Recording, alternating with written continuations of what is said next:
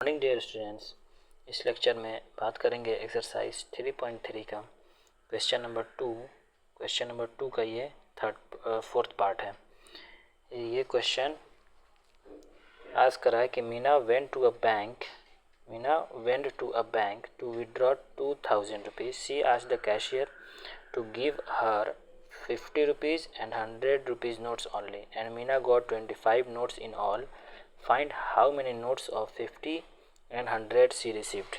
Means Meena bank जाती है और जब बैंक जाती है तो वो बोलती है कि हमको 2000 रुपया निकालना है और मुझे सिर्फ 50 का और 100 का नोट्स चाहिए। सिर्फ 50 रुपीज़ नोट्स चाहिए और 100 रुपीज़ का नोट्स चाहिए। और जो बैंक वाला है उसको 25 रुपीज़ 25 नोट्स देता है। ठीक, अब उसे बताना है कि 50 रुपये का कितना नोट दिया और 100 रुपये का कितना नोट दिया। तो इसको सबसे पहले इसमें हमको मान लेना है कि let the bank cashier gives X notes of 50 rupees, ठीक, and Y notes of 100 rupees।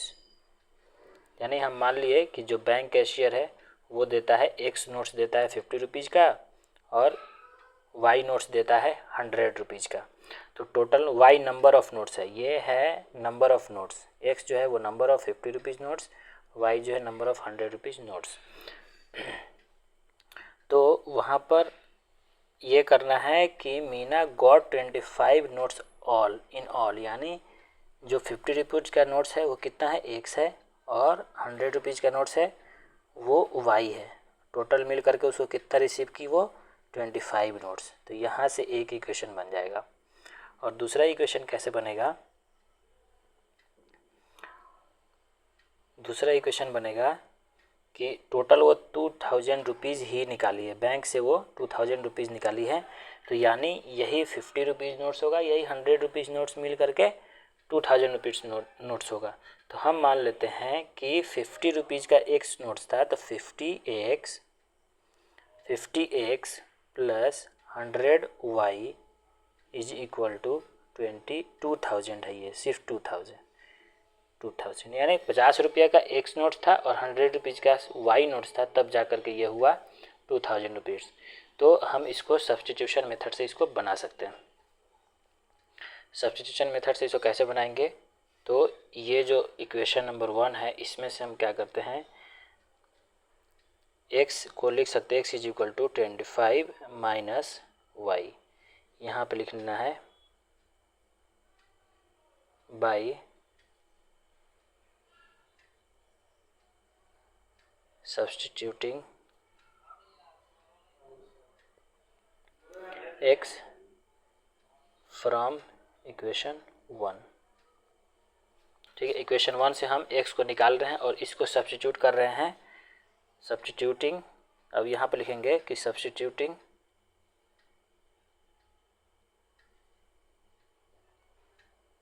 X in equation 2 में X को सब्स्टिट्यूट कर दीजिए। अब यहाँ पर एक काम करना है, पहले इक्वेशन 2 को है ना अच्छे से सॉल्व कर लीजिए। पहले इक्वेशन 2 जो है नहीं भी सॉल्व कीजिएगा फिर भी बनेगा, हम सॉल्व नहीं करते हैं। चलिए उसको हम डायरेक्ट उसको पहले पुट करके ही बनाते हैं। पुट कर कैसे बनाएंगे, तो यहाँ पर 50 है, 50 और X की जगह पर रखना है आपको 25 माइनस Y, और यहाँ पर है 100Y इज इक्वल टू 2000। ठीक, अब इसको दोनों को जब गुणा कीजिएगा तो 25 और 50 में गुणा कीजिएगा तो ये हो जाएगा 1250 और यहाँ पर हो जाएगा आपका minus 50Y plus 100Y is equal to 2000। इसको और आगे सॉल्व करते हैं। इसको ये 1250 को उस साइड लेकर के जाते हैं तो 100Y में से 50Y गया तो बचा यहाँ 50Y, और यहाँ 2000 माइनस 1250, ये कितना हो जाएगा, ये हो जाएगा 750, यानी 50y इज इक्वल टू 750। यहाँ से हम y निकाल सकते हैं, y इज इक्वल टू हो जाएगा 750 अपॉन, ये हो जाएगा 750 अपॉन 50, इसको जब सॉल्व करेंगे तो ये आएगा 15, यानी y जो था नंबर ऑफ 100 रुपीज़ नोट्स वो कितना है, नंबर ऑफ 100 रुपीज़ नोट्स 15 है, यानी 15 जो नोट्स आया वो 100 रुपीज़ का नोट्स आया। तो हम सब्स्टिट्यूट करते हैं y को फर्स्ट इक्वेशन में, put y is equal to 15 in equation 1, equation 1 में भी रख सकते हैं, इक्वेशन 2 में भी रख सकते हैं।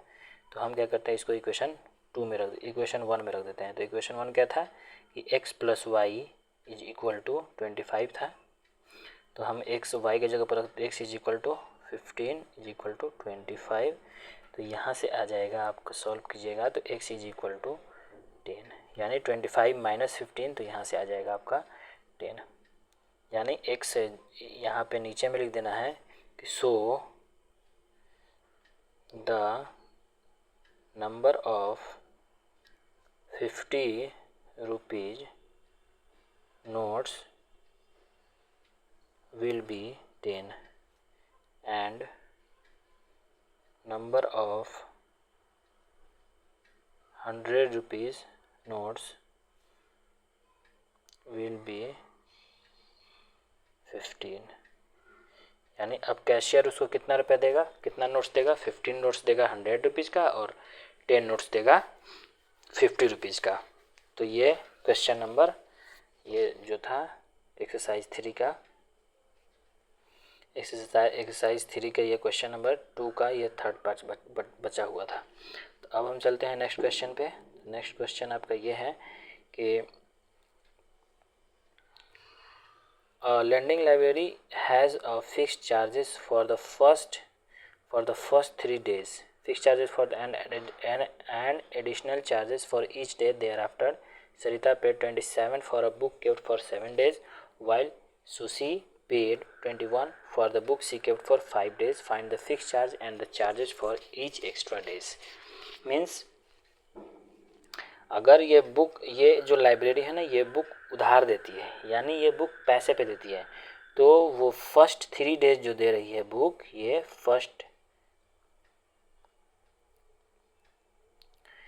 जो फर्स्ट 3 डेज है ना, उसका ये प्राइस फिक्स्ड प्राइस है, यानी 3 दिन के लिए कोई ले करके जाएगा फर्स्ट 3 डेज, उसका फिक्स्ड चार्जेस लगेगा, उसके बाद पर डे के हिसाब से उसको पैसा देना पड़ेगा। ठीक है, तो हम क्या करते हैं कि लेट, इसमें भी लेट करना पड़ेगा, let fixed charges be ₹x। ठीक, चार्जेज ₹x, यानी ये फिक्स चार्ज है, ये जो भी 3 दिन से ज़्यादा लेकर के जाएगा तो उसको इतना चार्ज तो 3 दिन का देना ही पड़ेगा, उसके अलावा जो भी दिन है तो उसका पर डे के हिसाब से चार्जेस लगेगा। तो हम यहाँ पे मान लेते हैं फिर let the charges for per day, यानी पर डे के हिसाब से जो चार्जेस लगेगा उसको हम मान लेते हैं y रुपीज़ उसको मान लेते हैं हम y रुपीज़। तो सरिता कितने दिन के लिए रखी है बुक, सरिता बुक रखी है ये 7 डेज के लिए, और ये सुसी जो है, ये सुसी सरिता रखी है 7 डेज के लिए और सुसी रखी है 5 डेज के लिए। ठीक है, तो यानी 7 डेज के लिए जो सरिता रखी है, इसमें तो पहला 3 दिन वो जो देगी चार्जेस वो फिक्स चार्ज देगी, और अगला जो 4 दिन है वो पर डे के हिसाब से वो चार्जेस देगी, और ये जो 5 डेज के लिए रखी है तो इसमें 3 डेज वो फिक्स चार्जेस देगी, और उसके बाद जो 2 डेज बचता है वो 2 डेज है ना पर डे वाला चार्जेस वो देगी। ठीक है, तो इसको कैसे सॉल्व करना है, तो इसका पहले है ना इक्वेशन बनाना पड़ेगा। तो पहले हम सबसे पहले सरिता वाला ले लेते हैं कि सरिता ने 27 फॉर अ बुक पेड किया, तो 27 के लिए 7 डेज के लिए वो पेड की। तो फर्स्ट 3 डेज के लिए हम क्या किए कि x यहाँ पर होगा, फर्स्ट 3 डेज के लिए ये x रुपीज़ देना पड़ेगा उसको, और जो 4 दिन और बचा यानी 7 दिन में जो 4 दिन और बचा है तो उस 4 दिन का पर डे के हिसाब से उसको रुपया देना पड़ेगा। यानी एक दिन का अगर वाई रुपया है तो 4 दिन का 4 वाई रुपया होगा, तब ये जा करके ये रुपया दी है कितना 27। ये हो गया इक्वेशन 1। उसी तरह से जो सुशी है, सुशी ने पेड किया 21 रुपीज़ 5 डेज के लिए, तो ये इसको भी पहला 3 दिन का फिक्स चार्ज देना पड़ेगा और फिर 2 दिन का पर डे के हिसाब से इसको चार्ज देना पड़ेगा। तो ये कितना पेड की है 21 रुपीज़। तो ये हो गया सेकेंड इक्वेशन। बस अब इसी को सॉल्व करना है, इसी को सॉल्व करना है। ऐसे कर सकते हैं हम कि इक्वेशन 1 माइनस इक्वेशन 2, इक्वेशन 1 में से इक्वेशन 2 को सब्ट्रैक्ट कर देते हैं। यहाँ रखेंगे x plus 4y is equal to 27 और यहाँ पे रखेंगे x plus 2y is equal to 21। यहाँ से हम इसको सब्ट्रैक्ट कर देते हैं, सब्ट्रैक्ट करेंगे तो ये कैंसिल हो जाएगा और यहाँ बचेगा 2y इज इक्वल टू 6।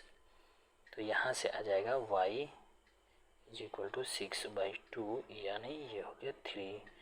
यानी पर डे के हिसाब से जो रुपया लगता था पर डे के हिसाब से वो हो गया 3 रुपीज़ पर डे, यानी लगता है ये लगता है 3 रुपीज़ पर डे, यानी ये हो गया पर डे वाला प्राइस। अब अगला जो निकालना है वो निकालना है आपको कौन सा वाला प्राइस, फिक्स चार्जेज वाला निकालना है। तो फिक्स चार्जेज वाला कोई भी एक इक्वेशन में put y is equal to 3 in equation 1। Equation 1 में क्या कीजिए, इसको y इज इक्वल टू 3 को पुट कर दीजिए। तो इक्वेशन 1 क्या था, x plus 4y is equal to 27 था। तो हम क्या करते हैं y के जगह पर 3 पुट कर देते हैं, यहाँ से y हटा के इसमें 3 पुट कर देते हैं, 3 से मल्टीप्लाई कर दीजिए। तो x plus 12 is equal to 27, यहाँ से आ जाएगा x is equal to 27 minus 12, x is equal to 15। यानी जो फिक्स चार्जेज है वो फिक्स चार्जेज कितना है, फिक्स चार्जेज हम x माने हुए हैं, तो इसमें फिक्स चार्जेज क्या हो जाएगा, इसलिए fix charges is equal to ₹15 और चार्जेस पर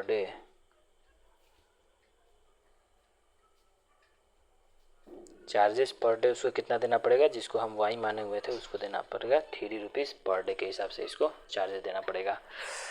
होप ये क्वेश्चन आप लोगों को समझ में आया होगा। तो यहाँ पे ये क्वेश्चन था आपका लीनियर इक्वेशन इन 2 वेरिएबल का लास्ट क्वेश्चन था, जो आप लोग को समझ में आया होगा। अब हम लोग ये चैप्टर समाप्त कर चुके हैं। तो आप लोग को ये चैप्टर में कहीं पर भी कोई प्रॉब्लम आया होगा तो आप लोग कमेंट बॉक्स में कमेंट कीजिए। Thank you for watching the video.